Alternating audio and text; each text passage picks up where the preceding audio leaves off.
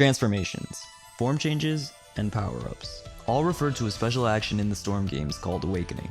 Characters such as Naruto awakening into KCM, Sasuke gaining a Susanoo, or even Choji into Butterfly mode, all of which are perfect examples of their power increase when awakening. But if you couldn't tell, many characters were robbed of this power in the Storm games.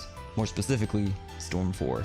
How's it going, everybody? And in today's video, we're going over the top 15 awakenings that need to be in Naruto x Boruto Storm Connections. If you are excited for this video, please leave a like and subscribe.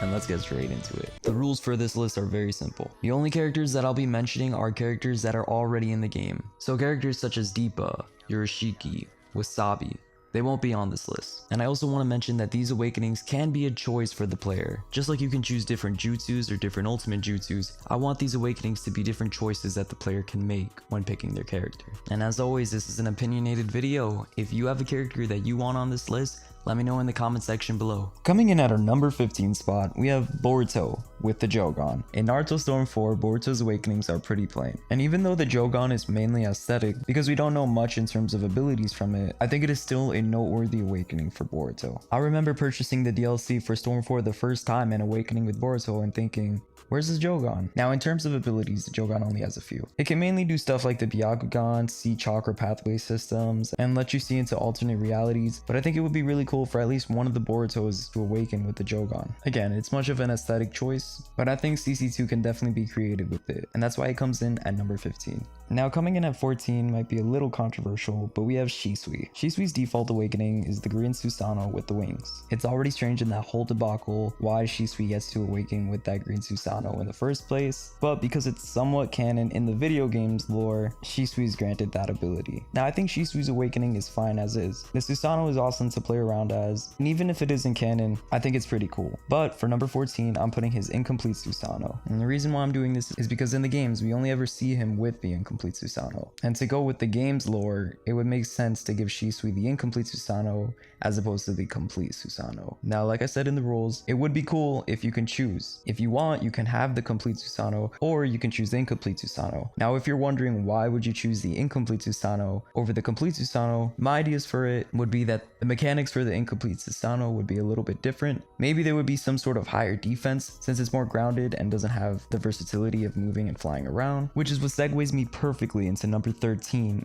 Itachi. And yeah, it's the same thing. Itachi never had a complete Susanoo, and to give him an option for an incomplete one would be very faithful to the canon lore. I think it would be cool because aesthetic wise it would look differently, and we know that Itachi has the sword of Tsutsuko, which when you get stabbed with it, puts you into his gourd, the world of drunken dreams. And I think that would be a really cool animation and a nice little cutscene while using his incomplete Susanoo awakening. And that way Shisui and Itachi have a reason to choose their incomplete Susanoo as opposed to their complete Susanoo. You can have slightly different weapons, slightly different abilities, and slightly different stats. And no matter which one you choose, there can be a reason for choosing either or. Coming in at number 12, we have Part 1 Kiba. Many of these characters' awakenings on the list feel as if they don't power up into anything at all, and Kiba is a perfect example of this. In Part 1 Naruto, when he goes up against Sakan and Ukon, his awakening is a two-headed wolf transformation. In regards to Kiba, this is noteworthy. We see all of the Sasuke retrieval team power up and awaken into these modes, but when we get them in the Storm games, it's almost as if it is non-existent. Now, I know Kiba in Part 2 does have the two-headed wolf transformation, but I think that CC2 should definitely throw us a bone, and if you want to use Part 1 Kiba, you should be able to awaken into the two-headed wolf as well. Even if it's just part of his moveset and he only transforms temporarily, that would be a little fix that would make a heck of a difference. Coming in at number 11, we have another Part 1 character, Choji. Choji's awakening for this list is pretty obvious. During the Sasuke retrieval arc when he was fighting Jirobo, he used these tri-colored pills. These tri-colored pills are in no way, shape, or form in the Storm games. I think it would be really sick when Part 1 Choji, before he gets into butterfly mode, takes a tri-colored pill and then powers up. That's just such a perfect nod to Part 1 of Naruto. Like I said, all these characters got their power-ups and their transformations during this arc, and I think that the Storm games should definitely allow that to shine by giving these Part 1 characters their awakenings. And yeah, Part 2 Choji does have butterfly mode, but the first time we ever seen it was with Part 1 Choji, and that's an iconic look. Definitely give us butterfly mode for PTS Choji. And now getting into our top 10, coming in at number 10, we have Kushina Uzumaki. Now you might be wondering, but Kushina already has an awakening. It's the adamantine chains. That's perfect for her. And to that I say, you're absolutely right. However, just recently, we did get Minato's one-shot manga. And I think you guys may know where I'm going with this, but for those who haven't seen it, spoilers ahead, Kushina does awaken into a version 1 and version 2 form of Kurama. Now, I think a lot of us Naruto fans are really excited over this. For the longest time, a lot of us have speculated that Kushina can awaken into these forms. We just never seen her do it up until now. This canonizes that Kushina, whether voluntary or not, has a tail beast form, and that's pretty sick. The reason why she's coming in at number 10 though is because we see a lot of Naruto forms already, so this would just be a rinse and repeat of that again, but it would be really cool to choose a version 1 or version 2 form of Kushina for an awakening and use that in battle. Here's hope that we might get it in the future, but because it just recently came out and it isn't animated yet, we can only dream for now. Coming in at number 9, we have Karin and her adamantine chains. This Uzumaki was disrespected in the Storm games. The perfume that she uses is laughable. We know in Naruto that Karin isn't much of a fighter. She's used for sensory and to heal Sasuke. Now, whatever they did with Karin in the Storm games is completely fine. However, I think justice needs to be served where it needs to be served. During the 4th grade ninja war, Karin awakened these adamantine chains. This is an ability that almost every Uzumaki has. This is such an easy fix, as we know that Kushina's awakening jutsu has these adamantine chains. Really, all you have to do is just slap this onto Karin, and that's your adamantine chains for you. You wouldn't even have to choose a different awakening if you still want to use her perfume. It isn't the most original thing, but I think they should definitely toss Karin a bone and give her these strong ass chains. Coming in at number 8, we have Shino's parasitic giant beetle. Don't get me wrong, I love Shino in the Storm games, but he feels like a one-trick pony. We basically see him use the same bugs over and over and over again. And in part 1, yeah, he might not have anything special, but in part 2, I think it isn't fair to repeat the same thing. During the war arc, when everyone was fighting the Ten Tails clones, we see this scene with Shino, and he uses this beetle that burrows its way inside of a Ten Tails clone. This is called the parasitic giant beetle. If you feed it too much chakra, it'll grow big and explode into your opponent. That is such a cool ability for a bug type user, and yet Shino's regular awakening is a slower version of the air palm. All it would take was just to change one of those awakening actions to a normal punch where Shino punches you with this beetle and it grows tremendously inside of you, doing a ton of damage. This might not be the most craziest awakening like we have later upcoming in this list, but I think Shino definitely deserves such a cool ability. Coming in at number 7, we have Kaguya.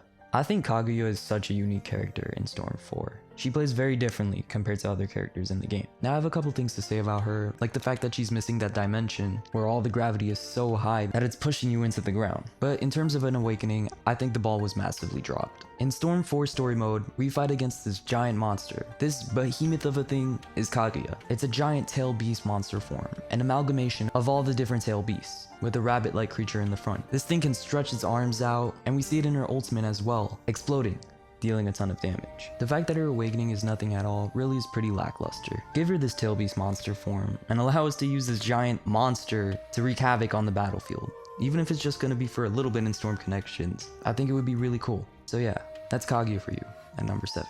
Coming in at number 6, we have Momoshiki. Momoshiki already has an awakening, and that's his fused form from the movie.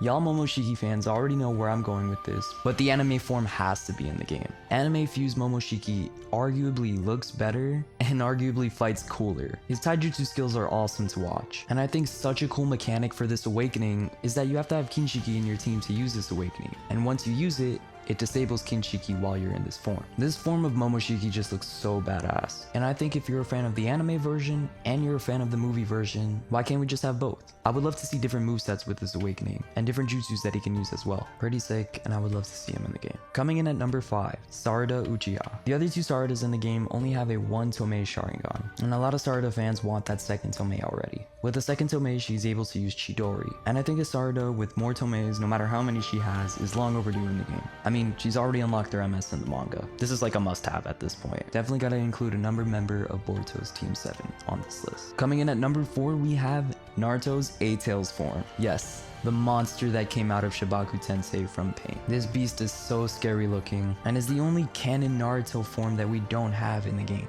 Not including Barrier mode, because we know we're getting him already. This form would just be so sick to use, and I can definitely see it being a choice for Sage Mode Naruto. I feel like another thing that I haven't mentioned a whole lot in this video is that a lot of these awakenings should have really cool cutscenes. Like for this Naruto form, it would be so sick when you awaken into this form that we get a peek inside the seal with Naruto and Kurama. Naruto losing control, pulling off the seal, and Kurama consuming him, bringing him into this monster-like form. The thing with this form too is that we've only seen it once. And on top of that, it can breathe fire. Yeah, Kurama can breathe fire. That's it, it's settled. We need the 8 Tails form for Naruto now, ASAP. Give it to us now, please. And we're down to our top 3. But before we get to our top 3, I do want to mention one honorable mention, and that's Sage Mode from Adult Naruto. It is kind of sad that we lost Kurama, so I think if you want, an extra awakening option could be the default Sage Mode that we see him use in the Code arc. But other than that, that's the honorable mentions. So let's get into number 3. Part 1 Gaara's Shikaku Partial Transformation. This is OG Naruto we're talking about.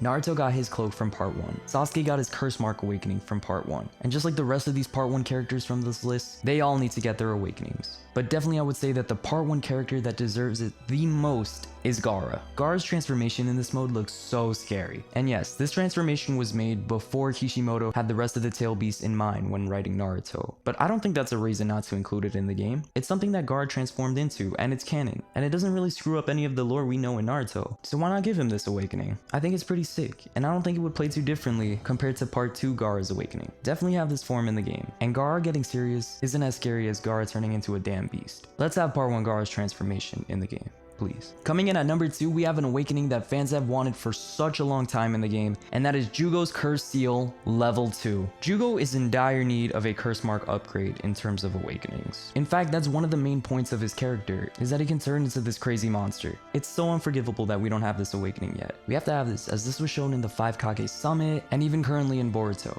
And if Jugo gets a Boruto costume in Storm Connections and doesn't get his level 2 curse seal, I think a lot of us are going to lose it already. Give Jugo that level 2 curse form and let this man become a beast on the battlefield. And finally, coming in at number 1, out of all the top 15 awakenings that need to be in Connections, we have Mitsuki's Sage Mode. This awakening is gas. Mitsuki was robbed in the Road to Boruto DLC, come on. He's the literal definition of awakenings on this list. I don't care what any of y'all say. We have Boruto's Jogan on this list, and a Sharingan upgrade for Sarada. But for the next generation of Team 7, the most iconic awakening is Mitsuki's Sage Mode. Mitsuki's such an interesting character already, and they fumbled the bag hard for that DLC in Stormfort for him. I think many of us can agree that having Sage Mode Mitsuki as a power-up in Storm Connections would just be so sick. He can fly around, extend those arms, and heal himself. And who knows how Connections is gonna handle this guy. This man is going God mode already. Super Saiyan at that. Mitsuki's Sage Mode just looks so good compared to anything else on this list. And hey, it's just my opinion. And that's why he sits at number 1, which finishes off the top 15 awakenings that need to be in Naruto X Boruto Storm Connections. Let me know what you guys think. Come on, I want to hear it. Let me know in the comment section and give me your opinions on this list. And let me know any awakenings that you want to see in this upcoming game. Overall, I think I'm pretty happy with this list. Like, I couldn't condense this into a top 10. This had to be a top 15. There's just some characters that I couldn't leave out. But yeah, I hope you guys enjoyed, and thank you so much for watching. Give it a like and subscribe. I would really appreciate it. And as always, I'll see you in the next video. Until then, peace.